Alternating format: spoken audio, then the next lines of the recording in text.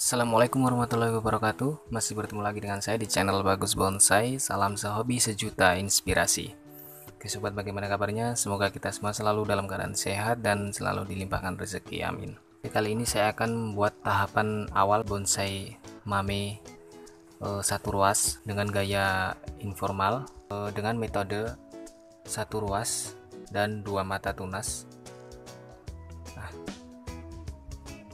Dari stek batang sancang satu ruas kita stek dengan media pasir bangunan ya.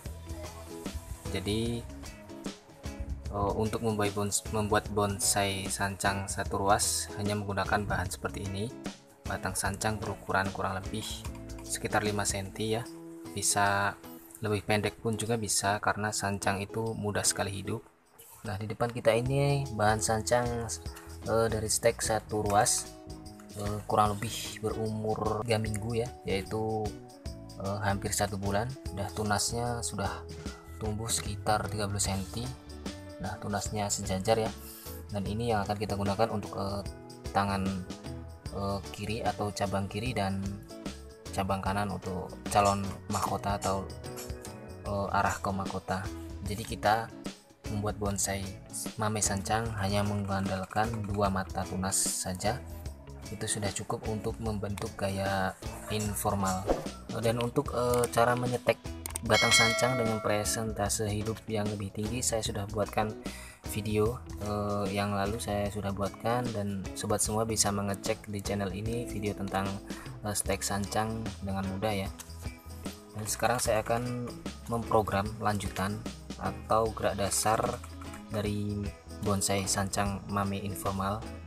Nah, di sini untuk tunas-tunas yang tumbuh di sekitar batang yang akan kita program atau cabang yang akan kita program, kita buang saja.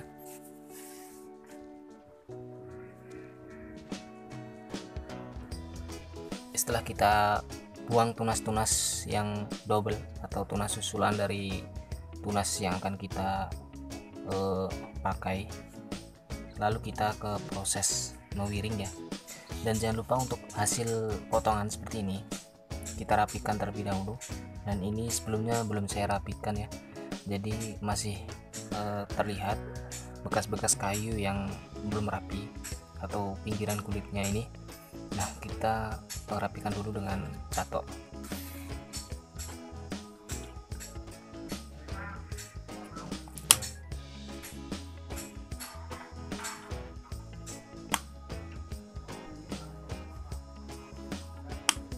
Nah, sudah kita rapikan. Jadi untuk merapikan batang atas harus membentuk seperti ini ya, letter U.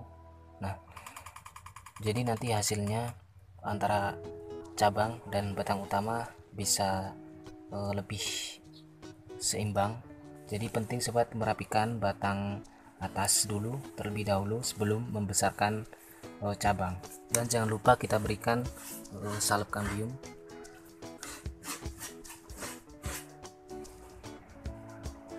Oke, proses selanjutnya yaitu proses wiring, dan di sini saya menggunakan kawat nomor 1 ya. Jadi sesuai dengan batang yang akan kita wiring atau cabang yang akan kita wiring. Nah, kita wiring untuk cabang calon mahkota.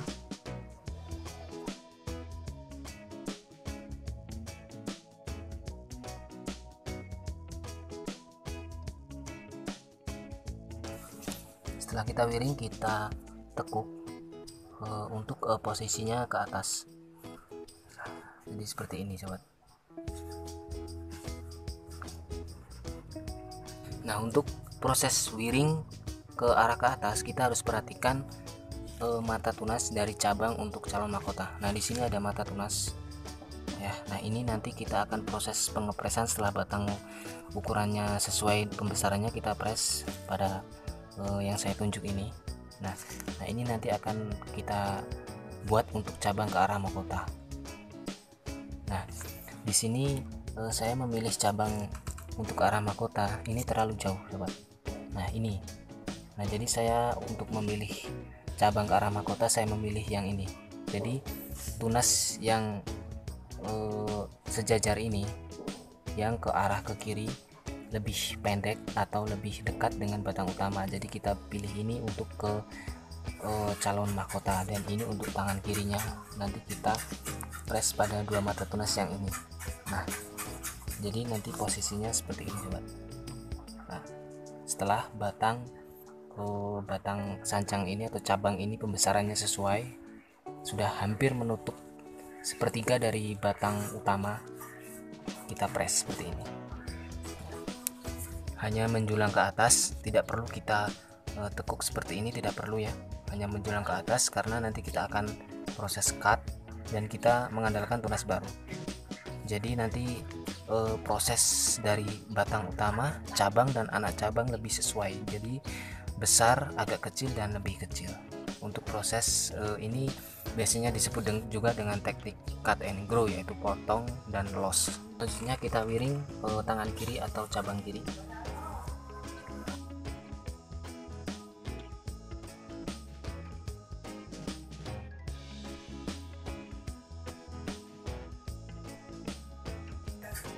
Nah, untuk tangan kiri kita agak tekuk ke bawah, jadi nanti terkesan kelihatan bogel atau lebih pendek ya kesannya, karena bonsai mame ini teridentik dengan bentuk yang pendek. Nah, seperti biasa untuk ujung tunas atau arah pucuk tunas kita arahkan ke atas, karena tunas yang mengarah ke atas itu pertumbuhannya akan semakin cepat. Nah, jadi kita arahkan ke atas. Nah, setelah melalui proses wiring untuk menentukan gerak dasar, selanjutnya kita loss atau kita biarkan saja sekitar kurang lebih 3-4 bulan, nanti akan kelihatan cabang itu akan semakin membesar, dan sekiranya sudah seimbang baru kita potong. Oke, kita berikan contoh bahan yang sudah saya press tangannya atau cabang ke mahkotanya sudah saya press. Nah, ini adalah bahan contoh tangan kiri dan tangan kanan atau cabang mahkota dan anak cabang ke kiri sudah saya press. Ini hasil press-pressannya dua ini ya. Nah, jadi setelah bahan yang tadi yang kita proses tadi, yang ke atas dan ke samping sudah pembesarannya sudah sesuai atau sudah sesuai dengan batang utama, lalu kita press dan kita mengandalkan tunas baru lagi. Nah, tunas baru ini kita loss lagi dan kita press lagi. Nah, ini dua cabang atau dua tunas, kita press dan kita press.